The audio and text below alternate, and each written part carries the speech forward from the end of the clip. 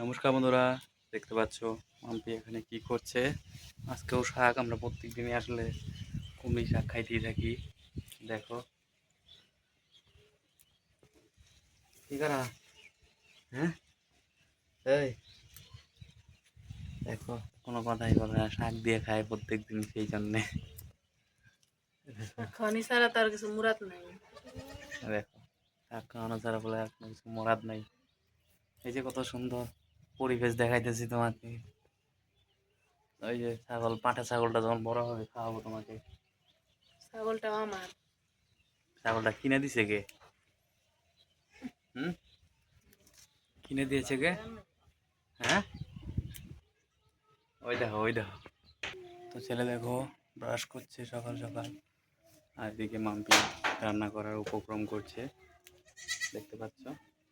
তো প্রায় শেষ সবজি কাটা। তো অবশ্যই ভিডিওটা লাইক করো, প্রচুর পরিমাণে শেয়ার করো এরকম টাইপের ব্লগ দেখার জন্য।